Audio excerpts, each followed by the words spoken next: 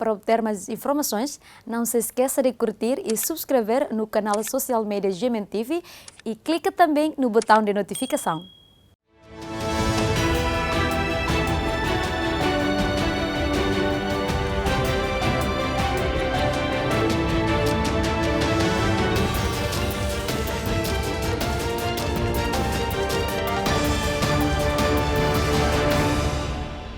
Olá, telespectadores, bem-vindos novamente ao programa CPLP na ZMN.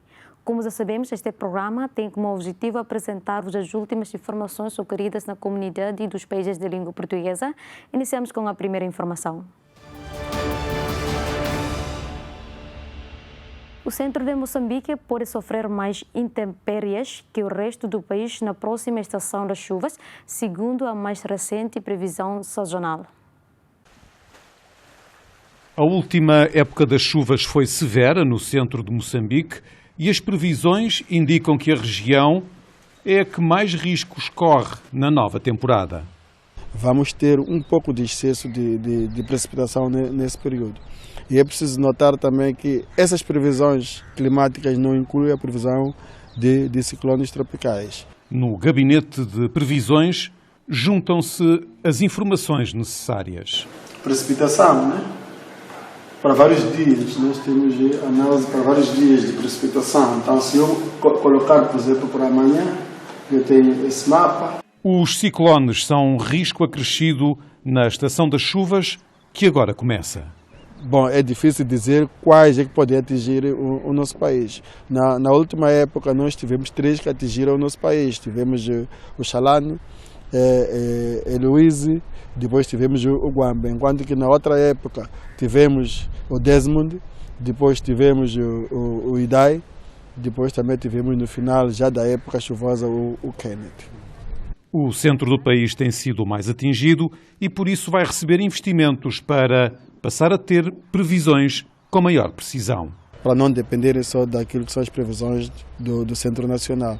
Então esse trabalho está a ser feito, nós temos o apoio do BAD, que é o Banco Africano de Desenvolvimento, que está nos a apoiar, porque isso vai permitir também criar mais condições, principalmente para essa região que tem sido assolada nos últimos anos por muitos eventos. Só em 2019, os ciclones Idai e Kenneth provocaram 648 mortos em Moçambique. A crise global de produtos petrolíferos chegou a Moçambique com um aumento de preços entre 7% e 22%. Gaspar Chumbe poderá agora deixar a sua viatura em casa face à pressão nas contas. Se for a subir mais, algum tempo posso deixar o carro em casa, não terei como sair, andar de chapa.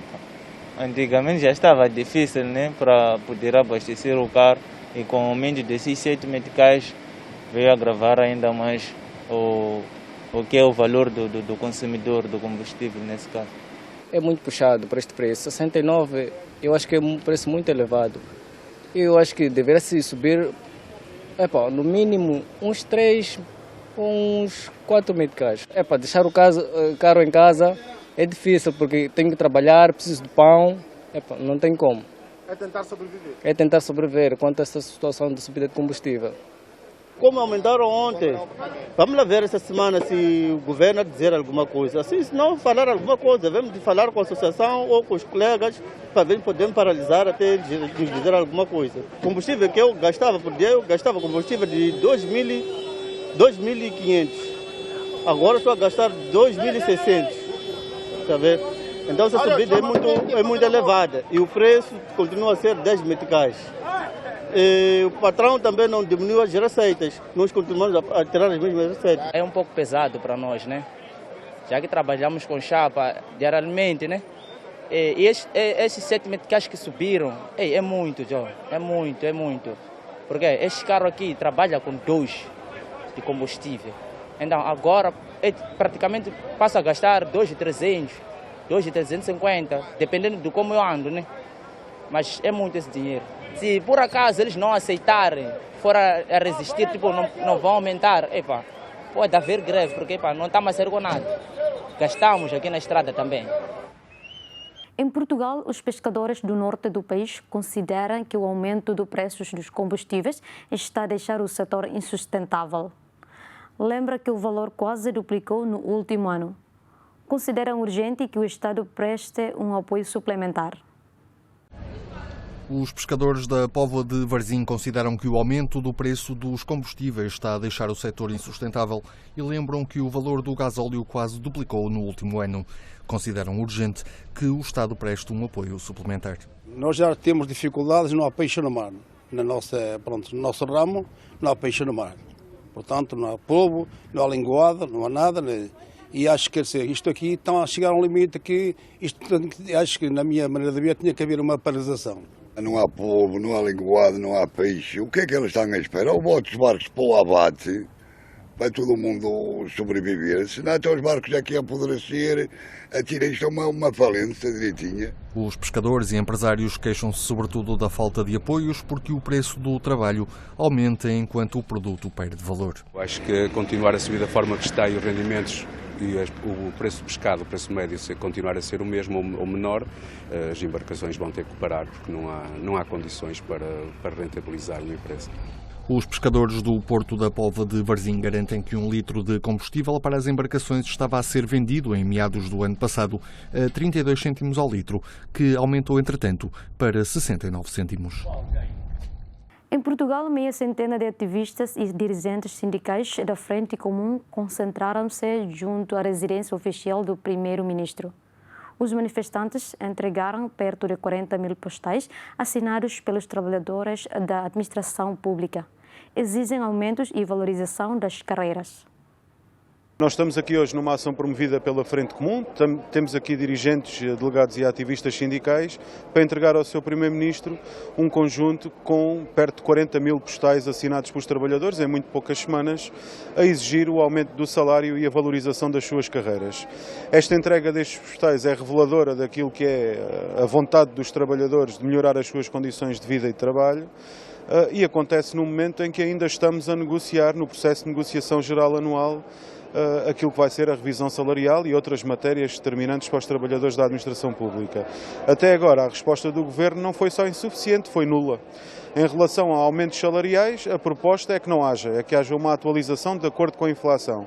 Isto não corrige o problema que se arrasta quase há 13 anos, de desvalorização dos salários dos trabalhadores da administração pública, ao mesmo tempo que não dá resposta a outras questões essenciais, como o sistema de avaliação que serve para garantir que os trabalhadores não progridem, não avalia coisíssima nenhuma e não melhora nenhum serviço, ao mesmo tempo que não se revê em carreiras que é preciso rever, que é preciso valorizar, que não se conta todo o tempo de serviço a muitas carreiras que têm essa exigência e que não se melhora objetivamente os serviços públicos. Isto faz um contraponto absoluto àquilo que são as declarações do Governo, de que vêm aí muitos milhares de milhões de euros para a economia e para o mundo do trabalho, nomeadamente para os trabalhadores da administração pública e para a valorização das funções sociais do Estado, é uma resposta muitíssimo insuficiente. É por isso que estamos aqui hoje, como um lembrete ao Governo de que a luta dos trabalhadores vai continuar, dar voz a estes trabalhadores que assinaram os postais e a muitos outros que ainda estaremos a recolher e muito provavelmente realizaremos outra entrega, e para lembrar o Governo que temos em cima da mesa a realização de uma greve no dia 12 de novembro, uma greve nacional de todos os trabalhadores da administração pública, como resposta firme a esta ausência de propostas por parte do Governo e a ausência de resposta às propostas que a Frente Comum apresenta. O novo cônsul-geral de Portugal na Califórnia, Pedro Pinto, apontou como prioridade o reforço dos recursos do consulado em São Francisco. O objetivo é resolver os atrasos nos serviços consulares gerados durante a pandemia de Covid-19.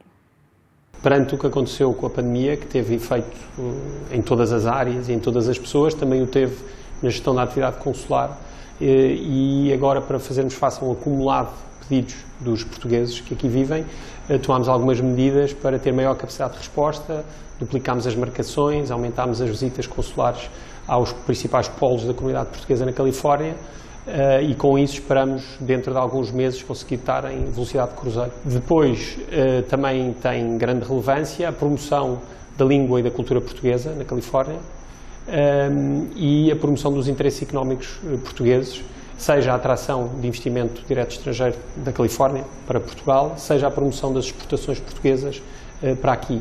E relacionado com isso, a promoção do turismo, O voo direto entre São Francisco e Lisboa, por exemplo, é uma grande mais-valia para promovermos o turismo. E há muitas pessoas, americanos, por exemplo, que consideram Portugal como o new office. Esta virtuosidade que resultou de uma coisa muito negativa que foi esta pandemia foi uma consciência da possibilidade de estar num sítio completamente diferente do habitual a trabalhar. E Portugal é um sítio que oferece condições excepcionais para essas pessoas que têm maior mobilidade. O Prémio Camões 2021 serve para valorizar o papel das mulheres numa altura em que o seu trabalho ainda é subvalorizado. A afirmação é da escritora moçambicana Paulina Chigiane, depois de receber a distinção. Como podem ver, é debaixo de um limoeiro. Meu lugar preferido, ao lado da minha fogueira, que eu não consigo ficar. Mesmo que seja num dia muito quente, eu não sei porque eu não consigo ficar sem a minha fogueira. Então estava aqui a preparar a minha verdura. De repente alguém me liga. Devia ser 16 ou 17. Paulina, provavelmente serás eu. Por quê? Não fiz nada, não me lembro. Eu nem sequer me lembrava de que existia o Prémio Camões, desde esses tempos de Covid, em que nós estamos todos confinados em casa. Eu estava muito tranquila na minha vida camponesa, muito bem. Então, recebo a notícia. Só sei dizer que a verdura que eu normalmente faço com aquele gosto, com aquele prazer, aquele requinte, porque sou eu mesma que vou comer, acabou queimada. Nem cheguei de provar, nem sei que sabor deve ter, porque fiquei assim meio transtornada. Deus, o que é que está a acontecer? Mas ok, de toda forma, foi uma informação feliz. Eu sou aquela pessoa que aprendeu a ler e escrever, foi à escola, teve essa sorte, mas também tive a sorte de caminhar pelo país e descobrir as maravilhas que este país tem. Então, eu não sou propriamente aquela pessoa que se pode dizer, ela veio de um estrato social X, assim, nobre. Não, eu vim do chão. Então, um reconhecimento para alguém que veio de lugar nenhum, sem dúvida, é um motivo de inspiração para uma outra geração. Este reconhecimento vem para mim, sim, mas não vem para mim. Vem para todo um povo que vê em mim alguém que faz parte deles próprios. Tudo que eu tentei escrever nos diferentes livros é parte da nossa memória coletiva. Portanto, eu nunca falei nos livros na minha voz pessoal. Mesmo nos livros em que escrevo na primeira pessoa, eu estou a trazer a voz coletiva. Portanto, é todo um povo que é agraciado por este grande prémio.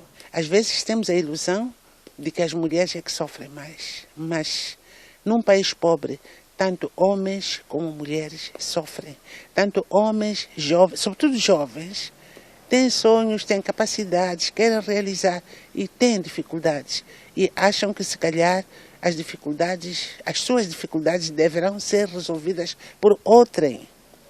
O meu percurso foi uma luta própria. É verdade que encontrei amigos, é verdade que encontrei gente que me deu força, muita gente boa. E neste momento, deixa-me recordar com muito carinho o Dr. Zeferino Coelho, da minha editora portuguesa, A Caminho. Foi um homem que me encontrou quando eu era muito jovem, nos meus 30 e alguns anos, com sonhos de fazer um grande percurso. Olhou para os meus escritos e achou que podiam ter um lugar no mundo. Então, neste momento, eu me recordo dele com muito carinho, a editora Caminho, a minha editora portuguesa. Em Portugal, o Festival Amadora BD abre ao público depois de uma edição totalmente online no ano passado. Na edição deste ano, conta com uma programação diversificada e uma nova localização do núcleo central. Para nós este festival é extremamente importante, porque o ano passado, infelizmente, não nos foi possível realizar uma edição presencial. Tivemos de projetar um festival para as redes sociais e, obviamente, com todas as condições que isso tem, não é? Obviamente, aquilo que nós gostamos neste festival é o contacto direto com o público e é o contacto direto com a comunidade BDéfila. E, como tal, podemos retomar isso. Podemos voltar a encontrar-nos este ano no Festival Amadora BD, é de facto fundamental para que o festival continue e para que continuemos a levar a banda desenhada ao público. E, efetivamente, este ano temos uma programação muito diversificada e muito versátil também. Portanto, vamos ter conteúdos muito distintos, mas que de facto achamos que são oportunidades únicas para os nossos visitantes. Vamos ter uma exposição dedicada à Mulher Maravilha e à celebração dos seus 80 anos. Achamos que é uma exposição que marcará certamente a história do Amadora BD, porque de facto é a primeira vez que temos uma exposição dedicada a uma super-heroína da DC Comics. E como tal, temos aqui uma protagonista feminina, que de facto pertence à Liga da Justiça e que tem este impacto, hoje em dia, sobretudo, não é? Com a questão do feminino e a importância do feminino também na banda desenhada. Esta exposição traz-nos originais de um colecionador, já nosso amigo de há muito tempo, Bechara Malouf, que, enfim, emprestou os seus originais diretamente de Boston para esta exposição. Vamos também ter a presença do Álvaro Martínez Bueno, que também cedeu a sua coleção para esta exposição, e os portugueses Daniel Henriques e Miguel Mendonça, que ilustram este personagem para a DC Comics e que, de facto, também vão estar a ter os seus trabalhos presentes nesta exposição e vão estar também connosco durante um dos fins de semana. Foram as informações dadas nesta edição. Até a próxima.